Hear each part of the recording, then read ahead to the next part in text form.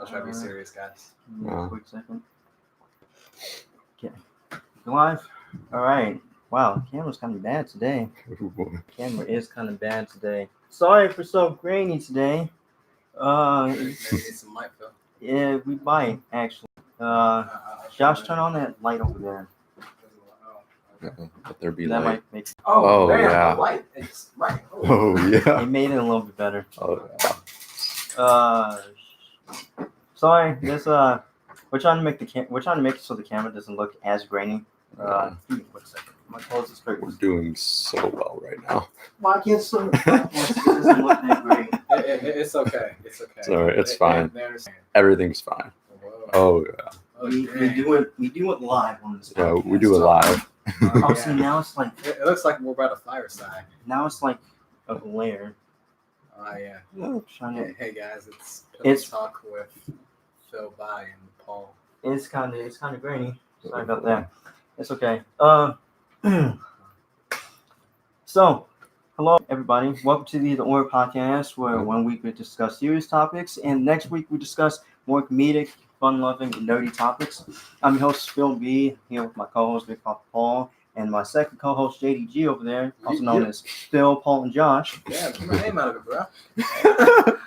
And I'm gonna say today, that no matter what.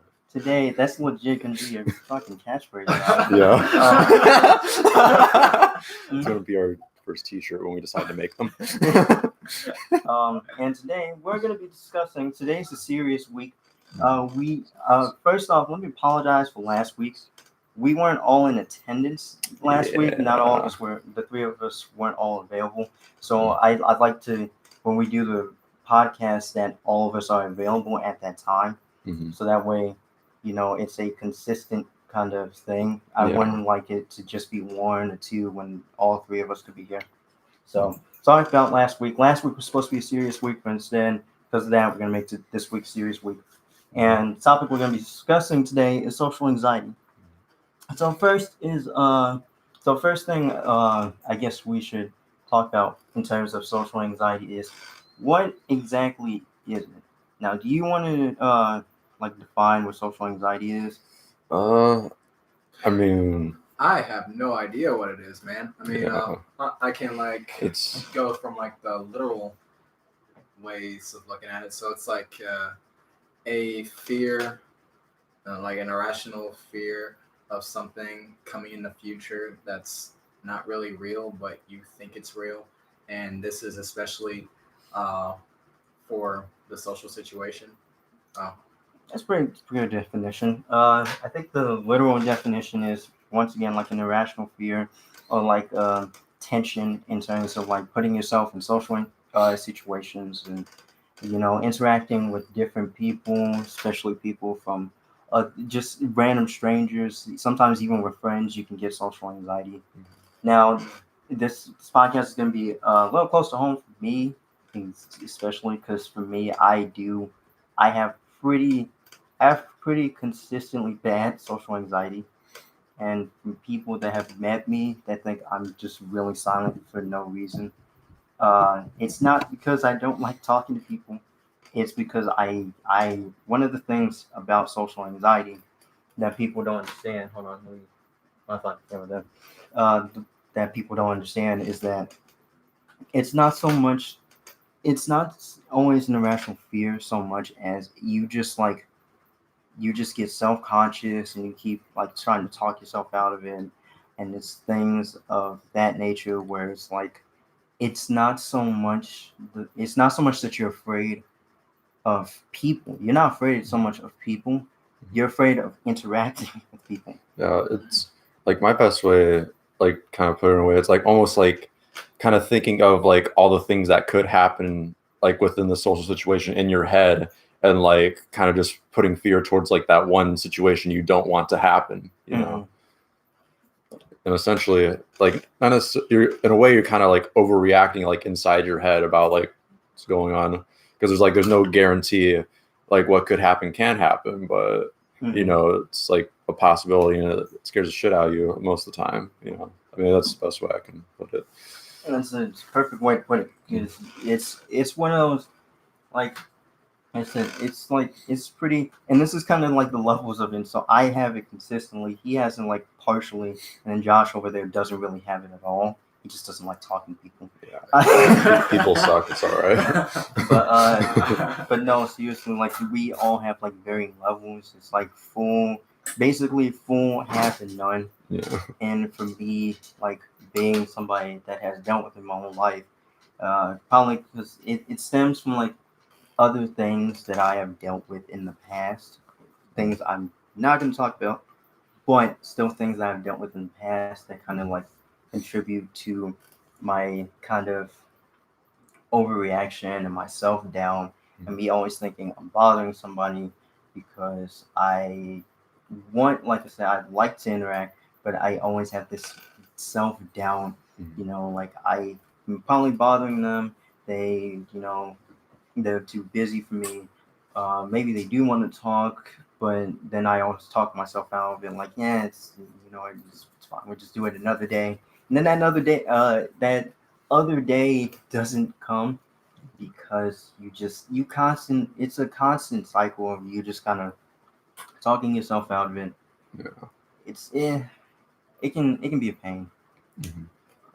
You want to give your like a little side to it? Oh, for me, I guess.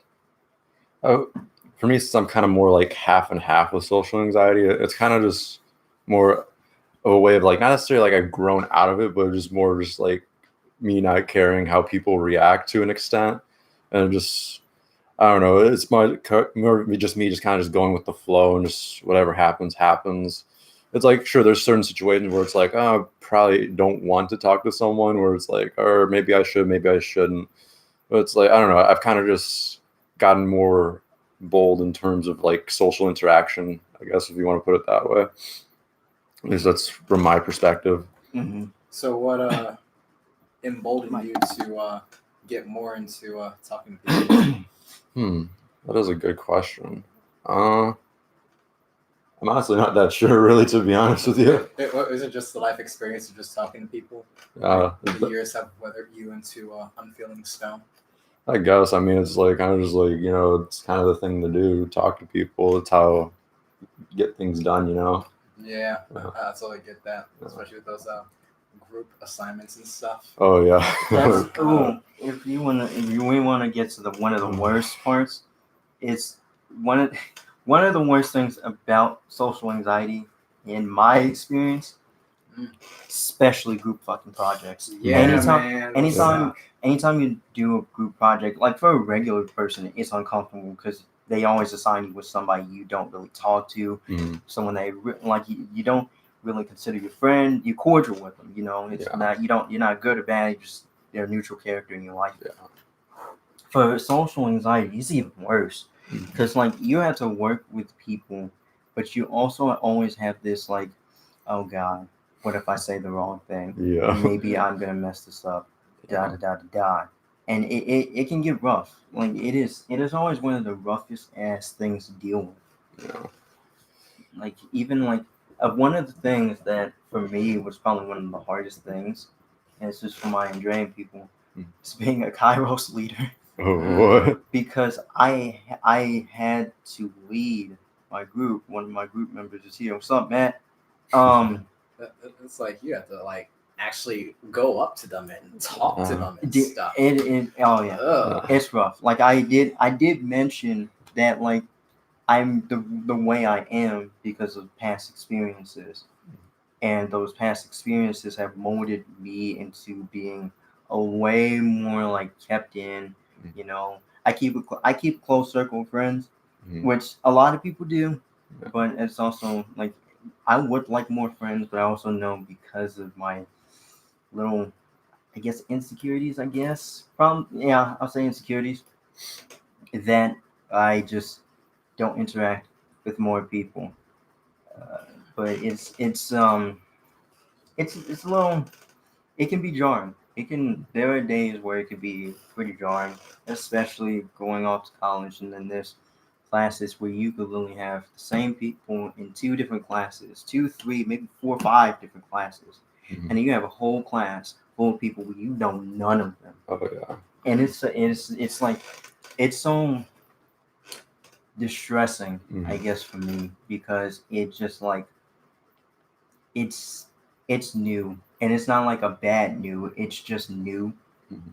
and being the way I am, it's uncomfortable Yeah. talking with these strangers, Mhm. these people I don't really know, even if they're my classmates. Mhm. So Oh, Phil, I got a question for you now. give them the microphone. So my question for you is, what? How did Kairos affect you in terms of the social aspects of your life? It's a good question. We're gonna be doing this a little bit now Yeah, because I just forgot remembered about that. this. I was like, I'm just gonna let it slide. Anyway, go on. But in terms of like social aspects, I guess it changed. It changed the way I view people because I know, like I said, I still was a very close, like I was still a very to myself person, and I still am. You know, I always gave people like first chances and second chances. You know, I always was one of those type that would like give people chances. But for me, I guess it gave me. I talk just a little bit more than I used to before Kairos. I didn't talk to anyone new. If someone talked to me, I'd like freak the fuck out. I'd be like, "Oh God, this person." Oh, it'd be like, "Oh God, this person's talking to me. What do I do? Oh God, what do I do? What do I do? What do I do?" That's legit. These are some of the thoughts that go through my head. This person's talking to me. Maybe they need help on a question. Maybe they just want to say hey. Some people would just say hey and just be like, oh, what's up? Hi, how are you doing? You know, there were some times where there are actually still a lot of times when like people want to like say what's up, and I'm just not expecting it, and I have to like break my guard immediately and just be like, hey, and I stutter.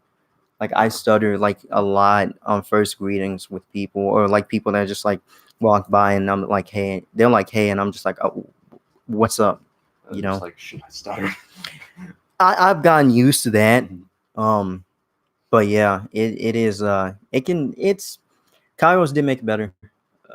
It did make it just a little bit easier because I had to realize that not every that like it gave it made me it made me way more confident in the fact that I did have it because I didn't really think I had it at first. And then the second thing was like I came to terms with it a little bit better. So it's like it doesn't it's still there are times when I get bummed out because I know I have this like anxiety deep down inside. But there are other times where it's like I can acknowledging that I have it I can kind of it helps me to break through it, I guess. So I get more confident and I talk to people more. So but yeah, it definitely helped, especially when I got my first job during college, because I one of the things I kind of had to do was like because I had been there longer than some other people. I whenever there was a new person, they would ask me to show them the ropes. I'm just like, yeah, sure, I got you. So yeah, it made it a little bit easier. Passes back to Josh. So it gave you some confidence and the time to reconcile. Hey, this is like a normal thing for you. Yeah, sorry about this, you guys. This is gonna be a little rough. Just bear with us. But yeah, in terms of like reconciling with the fact that I had it, yeah, like I said, it made it a lot easier for me. Um, and I'm pretty sure like in my little 3-4 person family, we're all kind of a little socially anxious. My stepdad is nowhere near as bad as the rest of us, and my mom is. I don't think my mom's socially anxious. She just doesn't really talk much. My grandma isn't. I think I'm probably the only one. I'm probably the only one in the house that is. I could be wrong, you know. That I think mom told me she was, but I like I said I could be wrong. Excuse me. But yeah, in terms for me, like I said, it made dealing with it easier. It made dealing with some days where it was like I knew that I was going to be by myself. It made it a lot easier because especially during like middle school and high school, like the beginning of high school, it was hard because because because especially in the beginning of high school, like there were barely any of like us from our middle school there, and Yeah. and Josh was the only friend I had at Andrean at the time, because like I didn't talk to anybody. I was very loner. Like, there may have been some people that considered me my friend. It was just, for me, it was just like, I always thought, oh, I only have one friend because, he's the only guy I actually do know. And now I got Paul, I got Josh, I've got friends that won't be juniors this year in college. I've got college friends now. I've got like a whole group of friends from college. So I mean, it hasn't been bad. It, like I said, there are some days where it's worse than others, but there are other days where it's like it's nowhere near as bad. Any more questions, Josh? Well, I don't so much have questions about it. I'm just kind of exploring, because for me, social anxiety is kind of an esoteric or esoteric, esoteric subject for me. Mhm. It's one of the things I struggle with is empathy and understanding how people feel and caring about that. So I'm moving. Say I'm walking down the hallway and someone says hi to me. If I'm not running, I don't know. I may not, but so I realize my aloofness, I guess, gives the impression that I don't like people. I do like them. It's just I'm on my own missions. Know what I'm saying? Yeah. I guess moving forward with the social anxiety thing. Huh.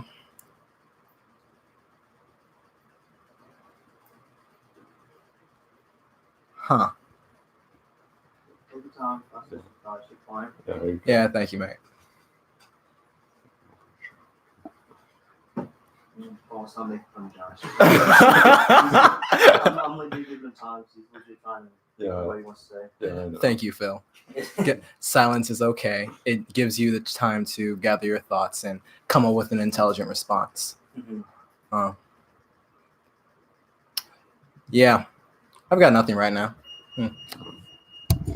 All right, I guess I got the microphone now. And so you brought up a good topic, silence. Well, or our main topic, social anxiety, but you brought up a good point about silence. Like I know, like I usually tend to be a very quiet person. It's like I don't know, like I don't know. For me, I guess like growing up an only child kind of like influenced like my quietness in a way, because I kind of just like kept to myself for the most part. Oh yeah, let's bring that up. All right, because that does you can leave the mic. Yeah. That does kind of have an effect on like your social interactions. Mm. I'm an only child I'm an only child that grew up with a single mother, and I have a stepdad that's like there for me. And I appreciate him. I call him old man. I love my stepdad. But growing up for like the first couple of years, it was mainly me and mom, and then of course my grandma.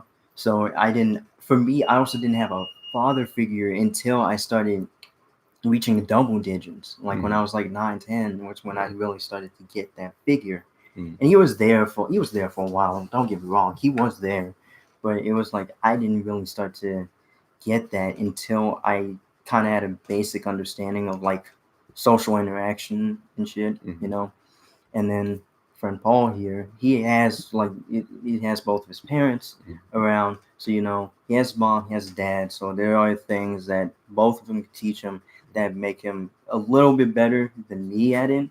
But once again, we're both still only kids.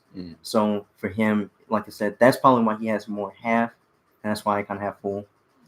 And then for Josh, he's not an only child, and he has both his parents. So he grew up in a family where you pretty much have to talk to everybody in the house. More on that in a second. And probably more on that in a second. But you get what I mean, though. Like you have a full house.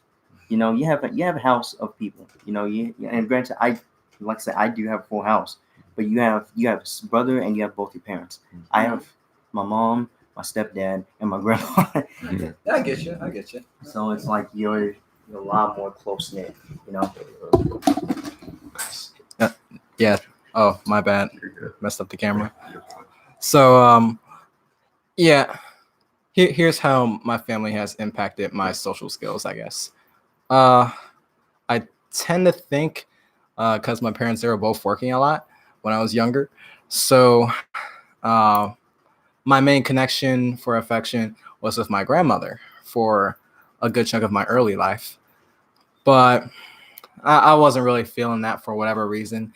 And I don't know, like, so not feeling that. Like, when I was a baby, she tried to hold me and, like, punched her in the mouth with my cast. So, like, that wasn't really nice. Uh, it set the tone for, like, the rest of my interactions with people. It's like, oh, hey, oh, you're here. Great. Now leave me alone. And I guess the only person I was really close with was with my brother. But Jonathan, he wanted his own space. He didn't want to be messed up with his little brother. So eventually I drifted off from him and I just started playing video games all the time. My dad, he worked all the time, so I barely saw him. My mom was doing whatever she was doing. Oh, yeah, I had them, but it wasn't so much that I was connected to them. So here's what happens there. I'm not scared. I'm not scared of talking to people, being around them, interacting with them. I'm not scared of it. I just suck at it. Yeah, that's fair. And plus, it's probably also one of those things where it's like, yeah, I would like talking a little bit louder, but it's probably also one of those things where it's like because you kind of had your own space that when you said like you suck at talking to people, which if you suck, then I am fucking trash at it. But it's also one of those things where it's like because you kind of had a lot more of your own time, that's probably the time you value is your own, not so much other people's.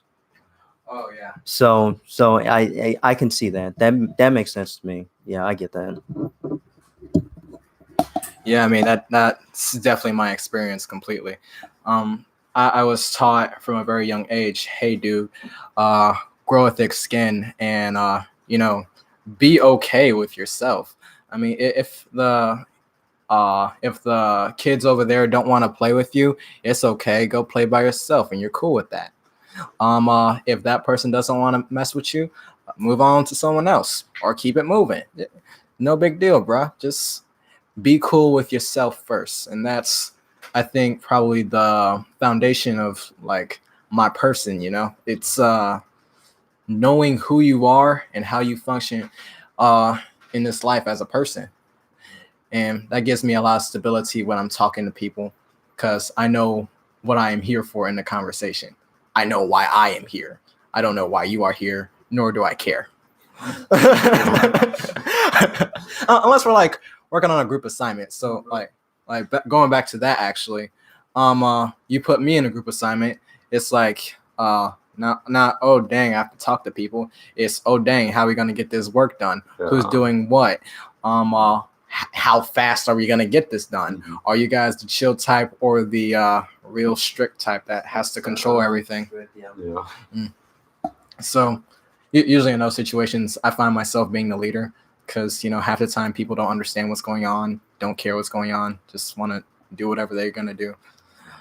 But I'm like good enough as a leader to get them to actually do something, so I don't like take the full brunt of it. You know what I'm saying? It's not like it's one of those. It's like is it one of those leader things where it's like you lead, but you're not so much like you can lead people, but you don't really care how they feel. You just know how to lead them. Is it one of those things? Well, leadership's a fun one. Okay, so when I'm leading someone, it's purely based on the fact that we have a mutual benefit in both of our success. So when it comes to just say we have a common objective in a group project, I say, hey, you and I both need to get this done. If we don't get this done, we both get an F. That's where I'd come from. But when it comes to a situation like say I'm a track captain, I track is an individual sport. Yeah. So if I see you slacking, I'm going to call you out on it, but I'm not going to do anything about it. That's you and that's your business. And I know in the end, it's going to be about me and how I am performing on the team, although that has come to bite me in the butt a couple of times. Yeah, and like in terms of the leadership thing, like for me, it kind of went off subject, but it still kind of stems from the same thing. Yeah, so it's tied in. But leadership for me, it kind of sucks. My mom says I'm natural born, but I'm gonna be straight up. I hate being a fucking leader. I really do. I'm not. I always have self doubts. You know, I like to check. If I'm a leader, I'm gonna check in with everybody. Of course, I'm gonna do like what a leader should do. But then, like once that's done, I'm always like it's always doubt like in my head. Like, am I doing this right? I'm probably not a good leader. You know, and it's still one of those things where it's like with that anxiety, it still kind of messes with your head. You know, like I can lead, but I'm perfectly content with just either being a follower or a loner, you know, and concern like I've done many things by myself, you know. So I mean, yeah. I don't know. For me, in terms of like being a leader, like my parents, especially like my dad, they always try to encourage me to be one. You know, it's like you're an only child, you're supposed to be like a leader or whatever. And it's like I wouldn't mind being a leader, just more of I just rather do my own thing in a way, you know. And it's like I guess whoever follows me is like me, that's fine. I just don't care as much about like what people think of me that much anymore, especially now. It's like, and I think like going back to like social anxiety the part, like I know like theater kind of like helped me to like get talking to more people and stuff like that and get people talking about me. It's like, hey, the quiet guy Paul's doing stuff now. I don't know. I think it's just pretty interesting how like I've changed over the years, you know. Well, it sounds like you guys have sort of answered this already, but you mind clarifying how social anxiety has affected your leadership skills?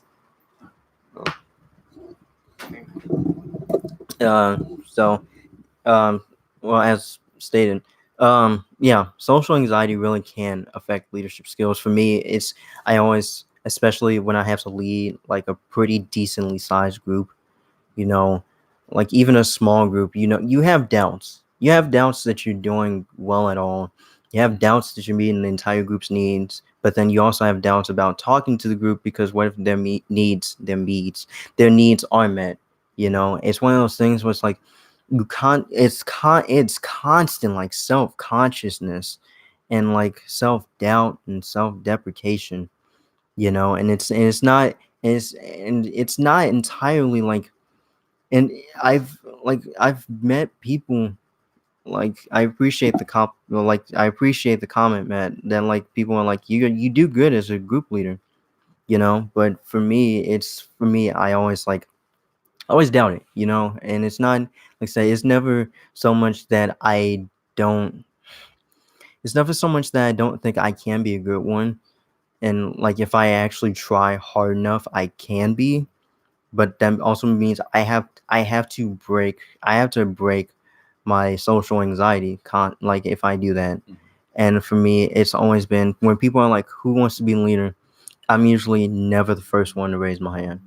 If people like volunteer me, I'm like, make him the leader. But for me, it's like if I have to do it, I will. But I'm perfectly content like following, you know, what people say or doing it on my own, you know. And like I said, like being an only child also contributes to the loner type tendencies, you know, because only children do tend to keep to themselves a lot more than like people with siblings or anything like that. So I mean, it's like I said, with me being a leader, it's a mix of being an only child, social anxiety, and then me just like not having the desire to really be a leader. So for me, social anxiety plays the biggest part in that, but the other two factors still play a pretty big part in it. I know for me, like at least in terms of like a group work situation, like unless like I have a decent idea of what I'm doing, I'm probably like not gonna go in full effort and take charge really. It just kind of really just depends for me.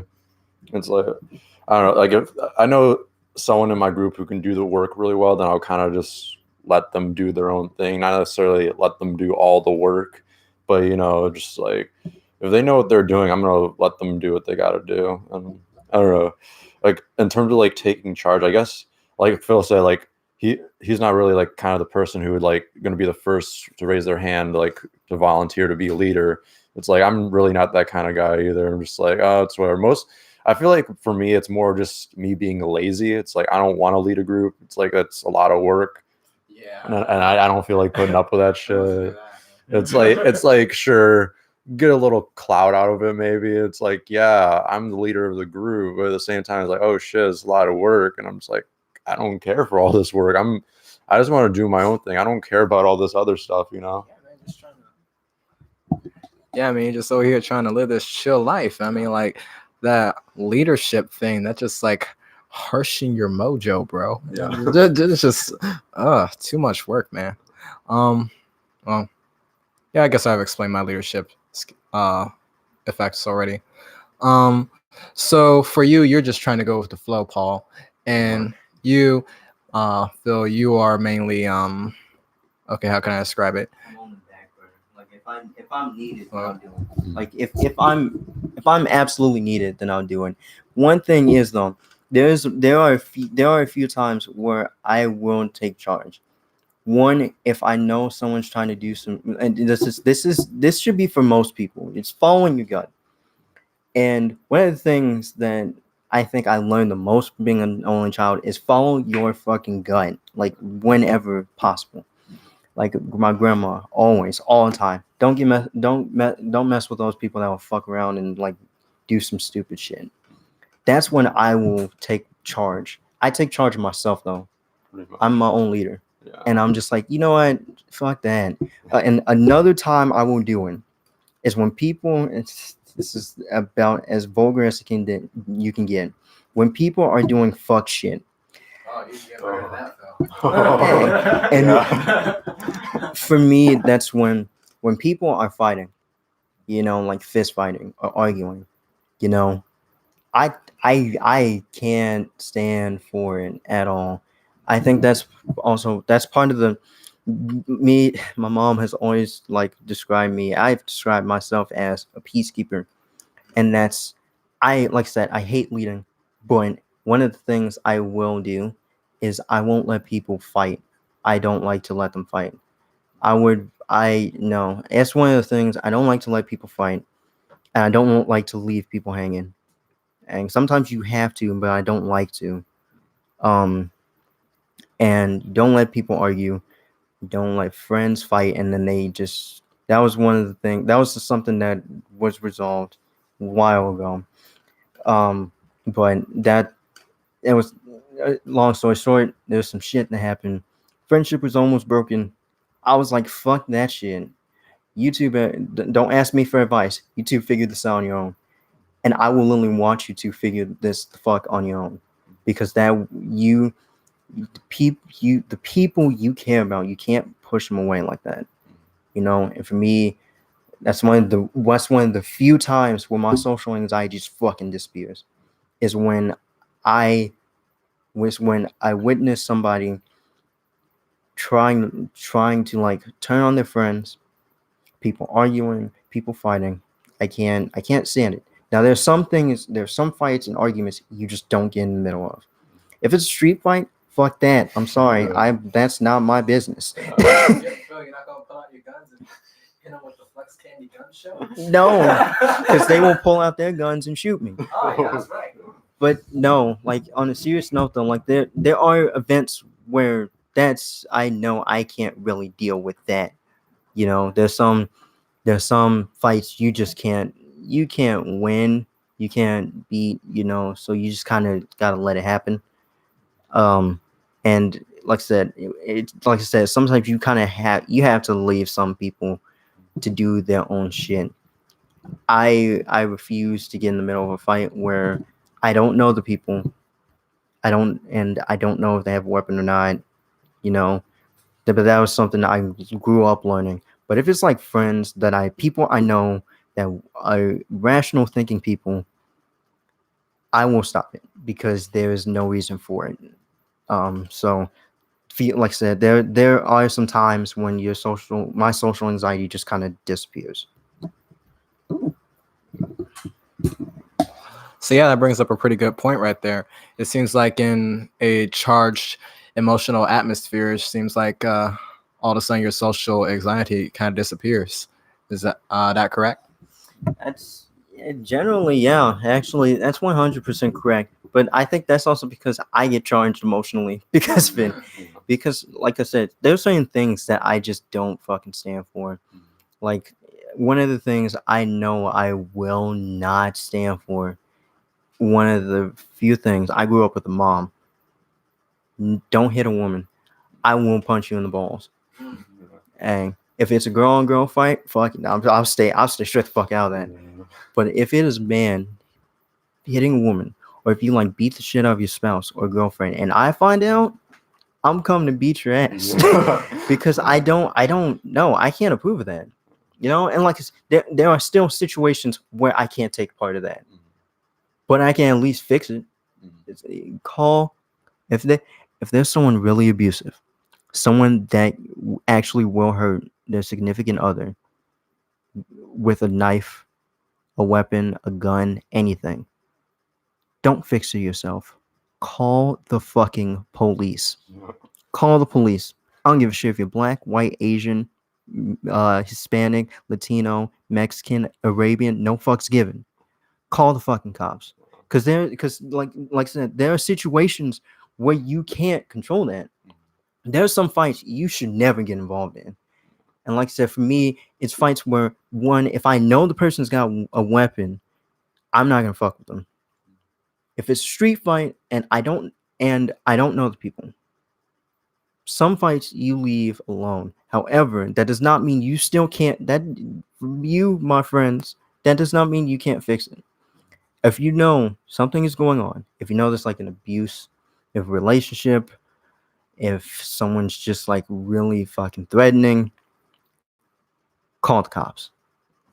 Call the police, because that will save their lives. That might save your life. If you get pissed off, calm the fuck down. Like, no shit.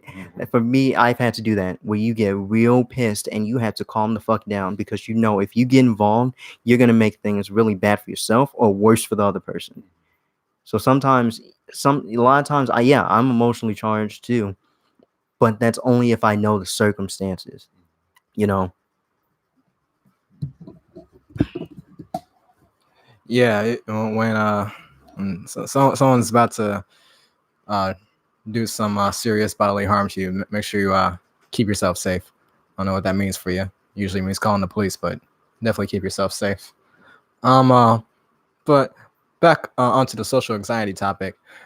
So it seems like there are areas where you actually, break yourself out of your social anxiety yourself. So let's start with Paul here. What subroutines do you run that help you move out of that sphere of like, oh man, self-deprecation? Is this person like even available for this thing? I don't know. You let me know, Paul. For me, I guess just when I actually like have to talk to someone, like there's like a general need for me to talk to this person. It's like if there's something I have to get done with them, then it's like I kind of need to talk to them. But like, what if you don't need to talk to them? If I don't need to talk to them, then it's like talk to them whenever. But it's like, I don't know. All this is very situational, you know. It's like, of course, like what Phil was just talking about, like there's just certain situations that like you just won't tolerate, you know. It's like you won't tolerate bullshit. And, you know, at the end of the day, you're gonna do what you feel is right and maybe try to fix the problem or whatever. But I don't know, it's like unless I feel the need to talk to someone or like feel the need to like be involved like in a situation where someone needs help, then it's like, you know, to an extent I'm willing to help, but it's like at the same time I'm also just like I kind of just let people solve their own problems because I have my own problems and I'm trying to solve those first before anyone else's, you know. Yeah, in my opinion, I think it's if someone's messing up with whatever it is, does not whatever it is. Unless I'm about to take some splash damage or something, it does not concern me at all. Yeah, it's like, I know this is getting in slightly to a whole other topic, but it's like I feel like to an extent it's okay to be a little bit selfish, you know, like to an extent. You know, am I making sense here? I agree with you wholeheartedly. In fact, I think it's important to be completely selfish in sometimes. Yeah. Okay, yeah. You said sometimes. I was like, oh, yeah, all right. yeah. Because I mean, it's like you can't be selfish all the time, but it's like there's certain situations and points where it's like sometimes you just have to think about yourself, think about the betterment of your health and yourself, or just whatever situation is that involves you and another person. And if it's not helping you, if it's not healthy, then it's like at the end of the day, you got to do what's best for you, you know. So. Josh, what was the question you had again? My question was, dang. Oh yeah, what kind of what do you do to break yourself out of that that subconscious self-deprecating loop? Okay, now I needed you to say it because sometimes my memory slips. Just fucking do it. Like as much, and like I hate saying that because people will tell you the exact same shit, and it's just like, oh yeah, because that's fucking easy for me to do. Yeah. But legit, sometimes you just gotta fucking do it. Yeah. Like no shit. Sounds like it is, Phil. I won't say names, but I asked out a girl, right? But it took me almost till the end of, because we were on overlapping shifts, so her shift was about to end. It was like, fuck, I only have one chance. I tried twice before and chickened out. I was like, I can't keep fucking doing this, and I legit did it fast as hell too. I was like no shit. Hey, do you want to go out with me? And she was like, what? I was like, do you like no shit, this is something I did. I was like and my heart was like fucking racing. My heart's like this. It's just that's fast, it's just beating like fast as fuck. And I'm just like, do you want to go out sometime? And I flustered the fuck out of her because I don't think she was expecting that from me, the guy that doesn't really talk ever and is very socially anxious.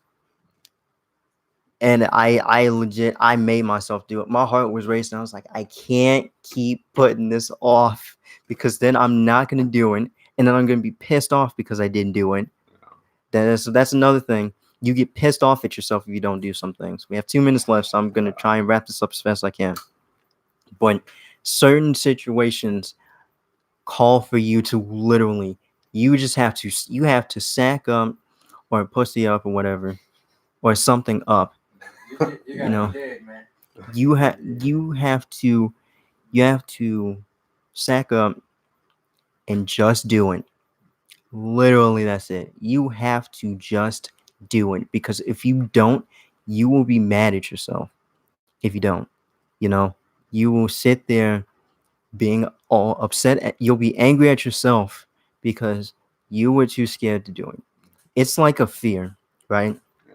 You have to face it. That's social anxiety is somewhat of a fear,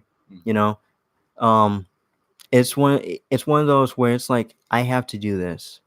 So am I going to sit here and let the fear overtake me? Or am I going to do something about it and stop acting like a 2-year-old? I have to do something. I have to act like an adult. And we're all 19 right now. There's a point in time where it's like, we have to sack up and be adults. And for me, that's because of social anxiety. I make myself think that all the time. It's time to be, it's time to be an adult. It's hard, I get it. But sometimes you just have to take the plunge. You have to jump out of that proverbial high chair that you're sitting in, where you think everything is going to go horribly for you, right? or I guess in this case, low chair. And you have to climb that. You have to climb that tree. It's it's weird, but you get what I mean. You have to climb it. There's an obstacle. There's that mountain you have to climb. And you have to make yourself climb it. It's hard. It will always be hard. But you have to do it.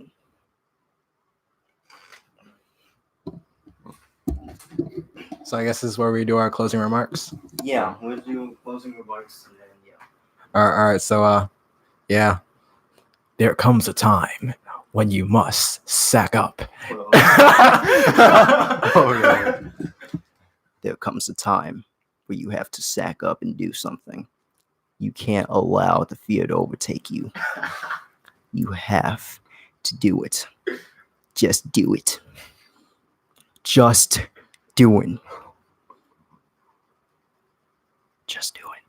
There you go. All right, okay, let's end on that. Okay. Yeah. All right, everybody. Well, this has been I a. think he has some. You want? Okay. I would just say, don't forget to follow us on SoundCloud as a Chillphil or Chillfi. Yeah, Chillfi. I'm doing so great right now. Yeah, don't forget to check us out on SoundCloud. You can listen to all these once again if you ever so choose to. And yeah, And we're also streaming it on YouTube. yes, Anytime you wanna come YouTube, on Instagram. So YouTube and Instagram. we got options. Yep. Yeah, you Options. did you like that Phil by the not so science guy deep voice? Well, guess what? You can listen to it again. Oh yeah, I'll Damn it. replay that shit back. You get to hear this voice again, and you get to be very happy for it because you get to hear this voice again. Okay. All right, everybody. It's been day 3 of the EitherOr Podcast. Next week it'll be probably a fun or nerdy topic. What it is, I guess you'll just have to come back and find out. So yeah, this has been the EitherOr Podcast day 3, and we will see you guys later.